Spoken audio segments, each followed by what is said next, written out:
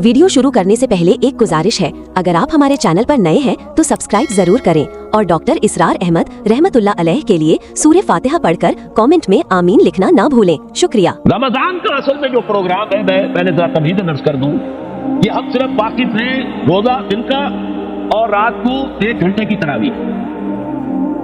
ये बहुत बड़ा मुगालता है। रोज असल में रमजान का प्रोग्राम क्या है? दिन भर का रोजा और रात के अक्सर हिस्से को कुरान के साथ लेकर जागना। लेकिन हिकमत खुदाबंदी ने पहले हिस्से को तो फर्ज किया है, दूसरे को फर्ज नहीं किया। उसको तरगीब और तशरीफ पर छोड़ दिया। लेकिन उसकी जो अहमियत है मैं चाहता हूं कि पहले अच्छी तरह उसको समझ ले आप। देखिए पहली हदीस इसमें है सलमान अल फारसी रज़ी अल्लाह तआला अन्हु قال خطبنا رسول الله صلی اللہ علیہ وسلم فی آخر یوم من شعبان۔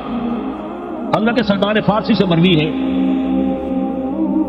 انہوں نے فرمایا کہ خطبہ ارشاد فرمایا ہمیں اللہ کے رسول نے صلی اللہ علیہ وسلم شعبان کے آخری دن۔ فقال، آپ نے ارشاد فرمایا، یہ خطبہ طویل ہے، میں نے صرف شروع کے چند جملے یہاں نقل کیے ہیں۔ یا ایھا الناس قد اظلکم شہر عظیم، اے لوگوں تم پر ایک بہت عظمتوں والا مہینہ سایہ فگن ہو گیا ہے۔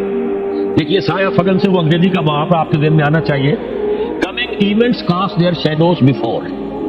ابھی رمضان شروع نہیں ہوا ہے، شعبان کا آخری دن ہے، تو وہ کمنگ ایونٹ جو ہے رمضان مبارک اس کا سایہ آ گیا ہے تم پر، اس لیے حضور نے وہ لفظ استعمال کیا قد اظلکم، ظلال کہتے سائے کو، قد اظلکم شہر عظیم، بڑی عظمت والا مہینہ ہے، شہر مبارک، بہت برکت والا مہینہ ہے، شہر فیہ لیلۃ خیر من الف شہر، اس میں ایک رات وہ بھی ہے، وہ مہینہ جس میں ایک رات وہ بھی ہے جو 1000 مہینوں سے افضل ہے۔ انا انزلناہ فی لیلۃ القدر وما ادراک ما لیلۃ القدر لیلۃ القدر خیر من الف شہر۔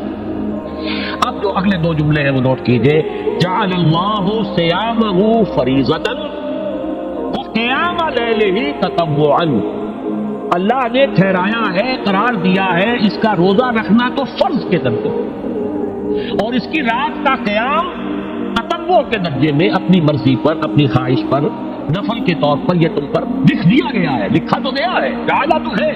مجہول کا جو پہلا مفعول ہے وہ کیا ہے؟ جعلہ کا مجہول اول کیا ہے؟ دن کا روزہ، اور مجہول ثانی کیا ہے؟ قیام لیلہ، رات کو کھڑا رہنا۔ اب یہ رات کا کھڑا رہنا اس کی کتنی مقدار ہوگی؟ کہاں سے معلوم کریں گے؟ قرآن سے۔ جب یہ لفظ آیا ہے سورہ مزمل میں، یا ایھا المزمل قم اللیل الا قلیلا نصفہ او انقص منہ قلیلا او زد علیہ ورتل القرآن ترتیلا، یہ معنی ہے اے یہاں کمبل پہ لپٹ کر لیٹنے والے، کھڑے رہا کرو رات کو سوائے اس کے تھوڑے سے حصے کے، یعنی آدھی رات یا اس میں تھوڑا سا کم کر لو، جسے ترکاب مفسرین نے 1/3 رات کم سے کم، اور زد علیہ یا آدھی پر بھی کچھ زیادہ کرو، یہ 2/3 رات ہو گئی۔ ورتل القرآن ترتیلا، اور قرآن کو اتارا کرو تھوڑا تھوڑا، ترتیل، تفریل، تنزیل، جیسے قرآن تھوڑا تھوڑا محبت پر نازل ہوا صلی اللہ علیہ وسلم، ایسے ہی تھوڑا تھوڑا قرآن اپنے اندر اتارو، ہیبر اتارو، اپنے ذہنوں میں اتارو، اپنے قلب میں اتارو۔ اس کے لیے رات کو کھڑے رہو، اور قیام اللیل کم سے کم 3/4 شب کے اوپر اطلاق ہوگا، اس سے کم پر تو اطلاق ہے ہی نہیں۔ اگلی حدیث پڑھیے، اور یہ ہے جو عام طور پر ہر مسجد میں بھی آج کل خوب یہ گونج رہی ہوگی، حدیث بیان ہوتی ہے، اس لیے کہ بخاری اور مسلم دونوں میں موجود ہے، متفق علیہ روایت ہے، اس سے اونچا تو درجہ سند کے اعتبار سے تو حدیث کا کوئی اور درجہ اس سے اونچا ہے نہیں۔ عن ابی ہریرہ رضی اللہ عنہ قال قال رسول اللہ صلی اللہ علیہ وسلم، حضرت ابو ہریرہ سے روایت ہے، آپ نے فرمایا کہ ہاں حضور نے ارشاد فرمایا، من صام رمضان ایمانا واحتسابا غفر له ما تقدم من ذنبه، جس نے روزہ رکھا رمضان مبارک کے دوران اللہ پر یقین رکھتے ہوئے اور اس سے اجر و ثواب کے حاصل ہونے کی امید میں، اس کے تمام پچھلے گناہ معاف ہو جاتے ہیں۔ ومن قام رمضان ایمانا واحتسابا غفر له ما تقدم من ذنبه، اور جو کھڑا رہا رمضان کے دوران، کھڑا رہا ہے، جیسے ساما، میں نے شروع میں آپ سے عرض کر دیا تھا، یہ مصدر ساما یصوم صوما، قام یقوم قیاما، ومن قام رمضان، جو کھڑا رہا رمضان کے دوران، پورے رمضان کے دوران کھڑا رہا، ایمان و احتساباً کی شرط پھر وہی ہے، غفر له ما تقدم من ذنبه، وہی اجر اس کا بھی ہے، ومن قام لیلۃ القدر ایمانا واحتسابا غفر له ما تقدم من ذنبه، اور جو خاص طور پر لیلۃ القدر میں کھڑا رہا ایمان اور احتساب کے ساتھ، اس کے بھی پچھلے گناہ معاف ہو گئے۔ اب یہ قامہ اور شامہ جیسے آ رہا ہے ایک دوسرے کے ساتھ پیرلل ہو کر، اس کو نوٹ کر، من صام رمضان من قام رمضان، کیا یہ 1 گھنٹے کی تراویح جو ہے اس پر پوری اترتی ہے؟ جس میں خاطرہ بعالم پاک کو تک کوئی اس میں ریشو پروپورشن لڑتی نہیں۔ اگلی حدیث بھی پڑھ لیجیے، یہ وہی آگے عبداللہ ابن عمرو بن العاص رضی اللہ تعالی عنہما، جن کے بارے میں نے عرض کیا تھا بہت ہی زاہد بلش اور عابد، ہر روز روزہ اور پوری رات نماز پڑھتے تھے، دو راوی ہیں اس کے۔ عن عبداللہ ابن عمرو رضی اللہ عنہما ان رسول اللہ صلی اللہ علیہ وسلم قال الصیام والقرآن یشفعان للعبد، روزہ اور قرآن دونوں بندے کے حق میں شفاعت کریں گے۔ یقول الصیام، روزہ یہ کہے گا اے رب، اے پروردگار، انی منعتہ الطعام والشہوات بالنہار، میں نے تیرے اس بندے کو روکے رکھا کھانے پینے سے اور شہوت سے دن کے وقت، فشفینی فی، میری وجہ سے رکا رہا، یہ کھانے کو اچھے سے اچھے جو ہے وہ موجود تھے کھانے، اور پینے کے لیے اعلیٰ سے اعلیٰ مشروب تھے، یہ رکا رہا میری وجہ سے کہ روزہ رکھا ہوا تھا، اور جیسا میں نے کہا منقوحہ بیوی موجود تھی لیکن رکا رہا، کھانے رکھا اس نے اپنے آپ کو میری وجہ سے، تو میری شفاعت اس کے حق میں قبول فرما۔ وَيَقُولُ الْقُرْآنُ، اور قرآن یہ کہے گا مَنَعْتُهُ النَّوْمَ بِاللَّيْلِ، میں نے اسے روکا رکھا رات کو سونے سے، فشفینی فی، تو پروردگار میری شفاعت اس کے حق میں قبول فرما، فیشفعان، تو ان دونوں کی شفاعت قبول کی جائے گی۔ سوال یہ ہے کہ کیا روزہ 1 گھنٹے کا یا 2 گھنٹے کا ہے؟ تو یہ قیام جو ہے یہ 1 گھنٹے کا کیسے ہو گیا؟ تو میں نے پہلے کوشچن مارک آپ کے ذہن میں کھڑا کر دیا، اب جواب سنیے اس کا۔ جواب یہ ہے کہ اس کو اللہ تعالیٰ کی حکمت یہ تھی کہ اسے فرض نہ کیا جائے، اس کو معلوم ہے۔ عَلِمَ سَيَكُونُ مِنكُمْ مَرْضَىٰ وَآخَرُونَ يَضْرِبُونَ فِي الْأَرْضِ يَبْتَغُونَ مِن فَضْلِ اللَّهِ وَآخَرُونَ، اللہ کے علم میں ہے میرے کچھ بندے ہوں گے بیچارے غریب مستور، جن پر مشقت کریں گے، محنت کریں گے، وہ روزہ ہی رکھ لیں، بہت بڑی بات ہے، بہت بڑی بات ہے۔ رات بھر کا قیام کیسے کریں گے، تو رات کیسے کرے جائیں گے، آدھی شب کیسے ممکن ہے؟ لہٰذا فرض نہیں کیا، حضور نے بھی فرض نہیں کیا، نہ اس کو آپ نے لازم کیا، نہ اس کے لیے وہ زوردار جو لوگوں سے کہا کہ ضرور پڑھو، چھوڑ دیا پڑھو، اصل میں پڑھتے تھے اپنے طور پر۔ اب یہ کہ کوئی آدھی رات کھڑا ہے، کوئی تہائی رات ہے، کوئی پوری رات ہے، اللہ کے بندے۔ لیکن 3 دن حضور نے یہ باجماعت نماز پڑھا دی، لیکن پڑھائی ہے وہ تہجد کے وقت، لوگ رات کے وقت جو بھی ہے کھڑے ہیں، جاگ رہے ہیں، قرآن پڑھ رہے ہیں، لیکن یہ کہ خاص تہجد کے وقت آپ اپنے حجرے سے برآمد ہوئے تو لوگ جمع ہو گئے، آپ کے گرد جمع ہو گئے۔ آپ نے 3 دن یہ 8 رکعتیں جو تہجد کی حضور کی ہوتی تھی، وہ آپ نے 8 رکعتیں پڑھائی باجماعت، لیکن وہ وقت تہجد کا تھا، یہ نوٹ کر لیں۔ 4تھے دن بھی صحابہ منتظر رہے، کیا حضور برآمد ہوں گے، تشریف لائیں گے، نہیں آ رہے حضور، تو کچھ کھنگار بھی رہے ہیں، کہیں پتہ نہیں حضور کہیں اونگ نہ آ گئی ہو، ہماری آوازوں سے جان جائے، کبھی نہیں آئے حضور۔ اگلے روز آپ نے فرمایا کہ میں جان بوجھ کر نہیں آیا، میں اگر یہ متواتر تمہیں پڑھاؤں گا تو یہ تم پر فرض ہو جائے گی۔ یہ ہے وہ رافت اور رحمت، بالمومنین رؤوف الرحیم، جو اللہ تعالیٰ کی شان ہے رحمان الرحیم ہونے کی، بالمومنین رؤوف الرحیم، یہ محمد رسول اللہ بھی ہے، تم پر یہ سختی جو ہے یہ تمہارے لیے قابل برداشت نہیں ہوگی، لہذا میں نے یہ 3 دن سے پڑھائی ہے، اگر مسلسل پڑھانا تو فرض ہو جاتا۔ یہاں تک تو ہے حکمت نبوی کا معاملہ، اب آیا حکمت صحابی یا حکمت خلیفہ راشد۔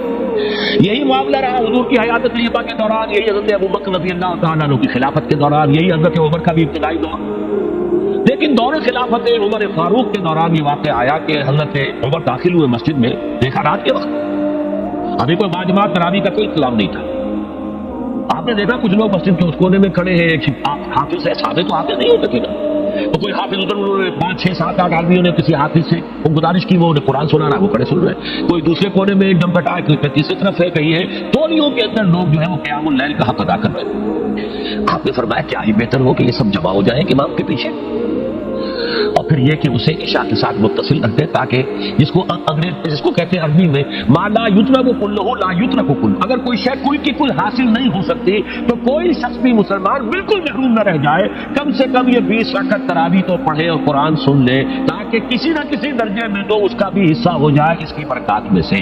یہ ہے حکمت حضرت عمر فاروق کے فیصلے کی۔ اور چونکہ حضور نے فرمایا علیکم بسنتی وسنت الخلفاء الراشدین المہدیین، تم پر لازم ہے کہ میری سنت کو، میرے خلفائے راشدین کی سنت کو مضبوطی سے پکڑو، یہ وجہ ہے کہ فقہاء اربعہ جو ہیں ہمارے وہ سب کے سب اس کو واجب کے درجے میں رکھتے ہیں، اس لیے کہ یہ فیصلہ حضرت عمر کا، عمر خلیفہ راشد ہیں رضی اللہ تعالی عنہ، لہذا یہ نظام بن گیا تراویح کا۔ اب میں اس کی نفی نہیں کر رہا، لیکن جو شخص سمجھتا ہے کہ اس سے اصل حکمت اور غرض و غایت پوری ہو گئی وہ مغالطے میں مبتلا۔ یہ تو علی الاقل کم سے کم اس درجے میں کہ ہر مسلمان کم سے کم اس درجے تک تو جو ہے وہ کچھ نہ کچھ حاصل کر ہی لے اور وہ اس سے محروم نہ ہو، بالکل ہی مانا یدرک کلہ لا یدرک کلہ، اس درجے میں حضرت عمر کا فیصلہ ہے، اور اسی کی وجہ سے ہمارے خلفاء، ہمارے جو ائمہ اربعہ انہوں نے قبول کیا ہے، اور یہی اس مسئلے کا حل ہو جائے گا۔ جو اہل حدیث حضرات اس کے اوپر جو ہے چیلنج بھی شائع کرتے ہیں تو یہ ثابت کر دیں ہم حضور سے 20 رکعتیں تو اب اتنے ناک ہم بھی کہتے ہیں کہ حضور سے ثابت نہیں ہے، کون کہتا دعویٰ ہی نہیں، یہ تو حضرت عمر کا فیصلہ ہے، حضرت عمر کا فیصلہ، خلیفہ راشد کا فیصلہ، اس کو امت نے قبول کیا ہے، لہذا وہ نظام ہے، رہے گا۔ اور یہی جو ہے آپ کو معلوم ہے، حالانکہ یہاں اکثریت جو ہے وہاں پر وہ اہل حدیث حضرات کی ہے سعودی عرب میں، حرمین میں وہی 20 رکعت تراویح ہوتی ہے، اس لیے کہ وہ ان کا جو آفیشل مسلک ہے وہ مسلک کی حنبلی، حنفی نہیں ہے، وہ حنبلی مسلک میں بھی یہی، شافعی میں بھی یہی، مالکی میں تو 36 تک کی روایتیں موجود ہیں، 36 رکعت، لیکن یہ ہے کہ یہ ہے وہ 20 رکعت تراویح کا معاملہ، اس کی نفی میری بات سے نہ سمجھ لیجیے گا، وہ ٹھیک ہے، حضرت عمر کا فیصلہ ہے۔ پھر یہ کہ یہ آسان ترین ہے کہ عشاء کے ساتھ ہی متصل پڑھ لی، اور آج تو ہماری نیند کا کوئی حصہ اس میں جاتا ہی نہیں، کون سوتا ہے اس سے پہلے سوال پیدا نہیں ہوتا، لیکن یہ جو کہہ رہے ہیں کہ قرآن کہے گا میں نے اسے نیند سے روکے رکھا، اس کا حق کہاں ادا ہوا؟ اس کا حق تو ادا ہوگا کہ تہائی ورنہ نصف شب کے لگ بھگ آپ جاگے قرآن کے ساتھ۔ اب سمجھیے اس کی غرض و غایت کیا ہے۔ اگر قرآن رمضان کا یہ دوگنا پروگرام سامنے آ گیا، اصلاً جو مطلوب ہے دن بھر کا روزہ اور رات کے اکثر حصے کا کم سے کم نصف شب جو ہے اس میں جاگنا قرآن کے ساتھ، اب اس کی جو حکمت اور غرض و غایت ہے وہ بھی اب آپ دو درجوں میں سمجھیں۔ رمضان کا اب 2 اچھا پروگرام، دن میں روزہ رکھو، اس روح کو مطمئن کرو، اس روح کو مطمئن کرو گے، اس لیے جسم کو مطمئن کرو گے، حیوانی وجود کو، تو ہی اس روح کو کچھ ریلیز ملے گا۔ بھاری بوجھ کسی کے قدموں میں پڑا ہوا ہے وہ کیسے اوپر اٹھے گا؟ ذرا اس کے نیچے جو وزن ہے، لنگر بھاری ہے، جہاز کا کیسے چلے گا؟ لنگر تو اٹھاؤ، تو اس طریقے سے وہ ذرا بوجھ سے اس کو تھوڑا سا دیکھ دو، رات کو کھڑے ہو جاؤ، اب اپنی روح پر نازل کرو اللہ کے کلام، تیرے ضمیر پہ جب تک نہ ہو نزول کتاب، گرا مشاہدہ راضی نہ صاحب کشاف۔ اب یہ فوار پڑ رہی ہے تمہارے اوپر، تمہارے اندر اس کو جذب ہونا چاہیے، اس سے کیا ہوگا؟ روح کو تقویت حاصل ہوگی۔ اس کو مثال سے پہلے سمجھا دو، کوئی شخص پیاس سے مر رہا تھا، اس درجہ پیاسا تھا کہ اس کے اوپر بے ہوشی بھی طاری ہو گئی ہے، کوئی شخص آیا، اس نے پہلے اس کو پانی کے چھینکے دیے، کچھ ہوش میں آیا، اب اسے پانی کا کوئی کٹورا لگا دیا اس کے منہ سے، پانی کے ایک گھونٹ کی جو لذت اسے اس وقت محسوس ہوگی کیا کبھی زندگی میں کسی کو محسوس ہو سکتی؟ یہ پانی کتنی بڑی قیمت ہے، قیمتی شے ہے، یہ تو اسی سے پوچھئے جسے شخص پیاس لگی تھی، اور پیاس کی وجہ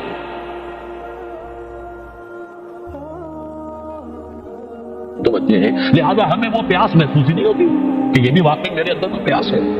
روح بیدار ہوگی تو وہ پیاس جو اس کے اندر پیدا ہوئی ہے وہ کدھر متوجہ ہوگی؟ اپنے پروردگار کی طرف۔ یہ ربط ہے اگلی آیت کا، پڑھیے وَإِذَا سَأَلَكَ عِبَادِي عَنِّي فَإِنِّي قَرِيبٌ۔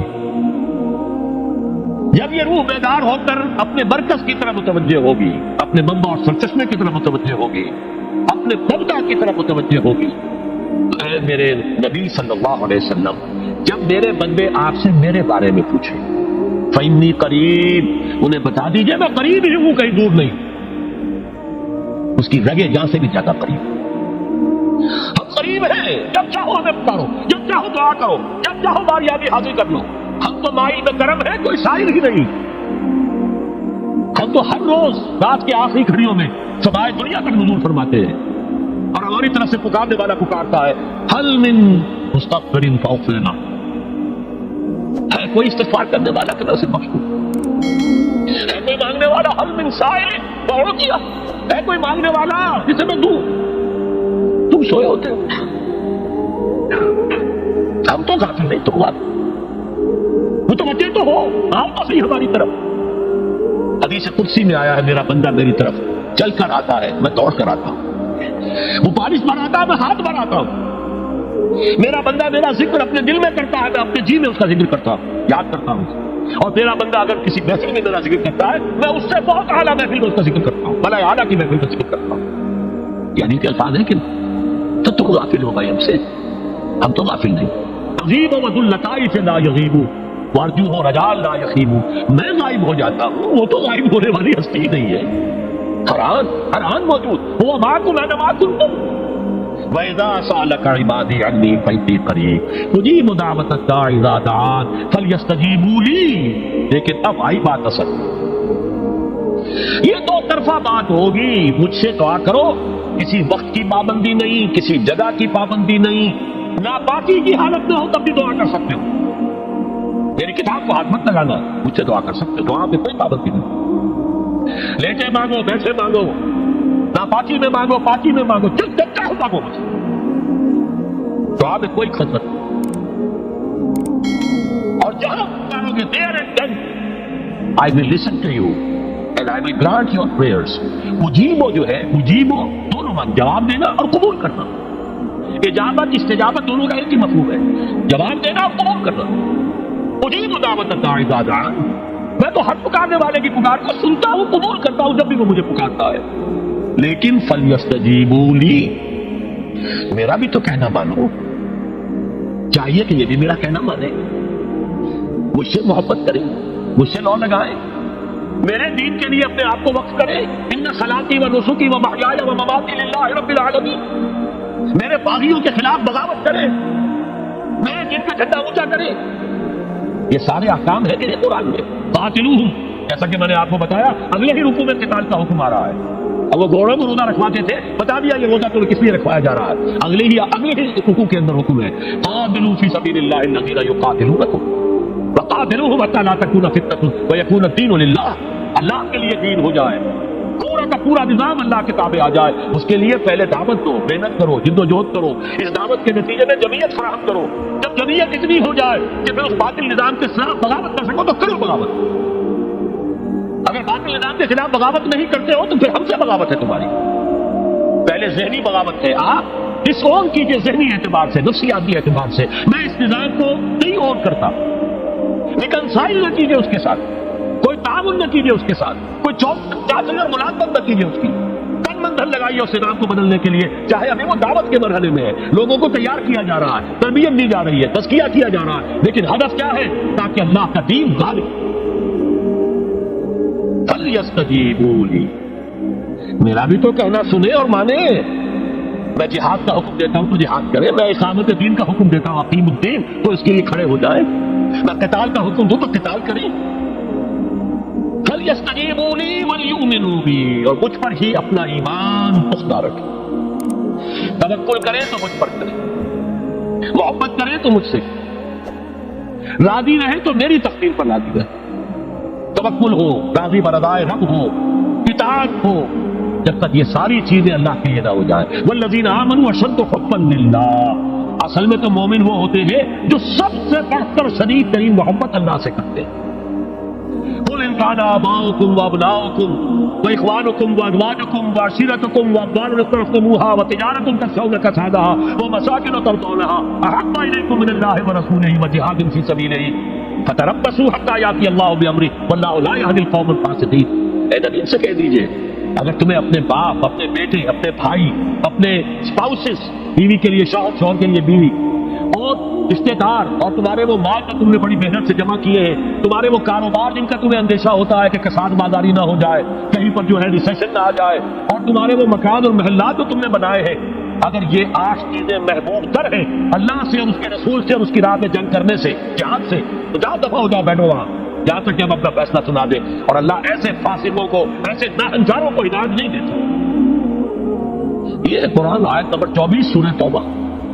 وَلْيَسْتَجِیبُوا لِی وَلْیُؤْمِنُوا بِی لَعَلَّهُمْ يَرْشُدُونَ. اب وہ لفظ آ گیا رشد. دیکھیے پہلے آیا تھا لَعَلَّکُمْ تَتَّقُونَ. روزہ، مجرد روزہ تقویٰ پیدا کر دے گا، ضبط نفس. اور ضبط نفس بھی وہ جو حکم خداوندی کا تابع ہے. یہ روزے کی ریاضت ہے. روزے کی ریاضت کہاں سے؟ رمضان کے روزے کے ساتھ قیام اللیل کا 2 گنا پروگرام، دن میں روزہ، رات کا قیام قرآن کے ساتھ. اس کا پہلا نتیجہ کیا ہے؟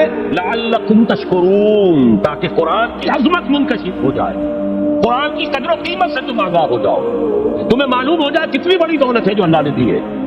اور آخری بات یہ، جب تمہاری روح بیدار ہو جائے گی اپنے مالک کے ساتھ ہم کلام ہوگی، اسی کا نام دعا ہے۔ دعا ہے جس کے بارے میں حضور نے فرمایا الدعاء مخ العبادہ، یہ عبادت کا جوہر ہے۔ الدعاء هو العبادہ، دعا ہی تو اصل عبادت ہے۔ یہ دعا ہی تو ہمیں میسر نہیں ہے۔ 17 رکعتیں پڑھنی ہیں ہم نے عشاء کی، لیکن اللہ کے ساتھ کوئی لوگ نہیں لگی، ادھر کی ادھر کی سوچیں آ رہی ہے۔ 17 رکعتیں پڑھی ہو یا 7 پڑھی ہو 10 پڑھی ہو آپ کو اجر ملے گا، لیکن آپ کو دعا کی نصیب نہیں ہوئی۔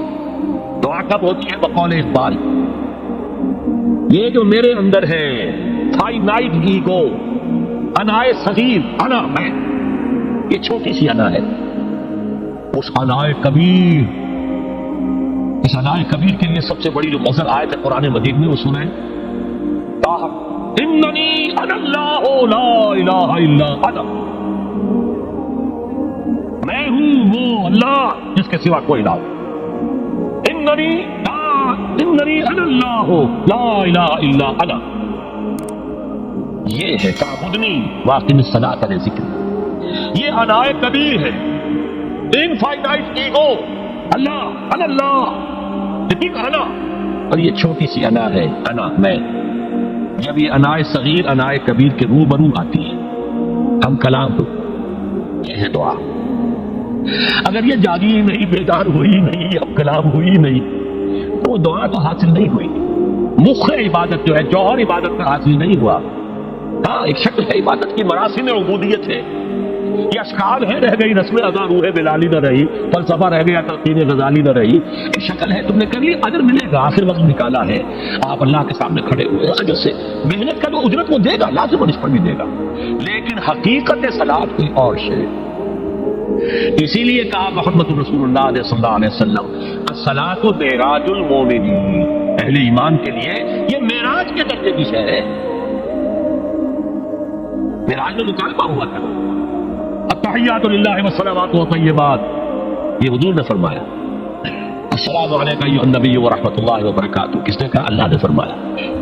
السلام علینا وعلی عباد اللہ الصالحین، حضور نے فرمایا اس سلامتی میں تمام اللہ کے نیک بندوں کو شامل کر رہا ہوں، سلامتی مجھ پر بھی ہو اور تمام اللہ کے نہیں۔ یہ مکالمہ ہے، مخاطبہ ہے۔ جب تک یہ مکالمہ اور مخاطبے کی شکل میں، اگر وہ انائے صغیر جاگی ہی نہیں، سوئی ہوئی ہے، بے ہوش ہے، پڑی ہوئی ہے، سسک رہی ہے یا مر چکی ہے، روح مر بھی جاتی، جسم زندہ ہے، روح مر، جسم جان کے ساتھ زندہ ہے، حیوان انسان زندہ ہے، انسان مر چکا، اس لیے قرآن کہتا ہے نبی یہ مردہ ہے، اموات غیر احیاء، یہ نہیں سنتے ہیں، یہ آپ کو سمجھتے ہیں، آپ یہ بڑے غور سے سن رہے ہیں، نہیں سن رہے ہیں، یہ تو مردہ ہے،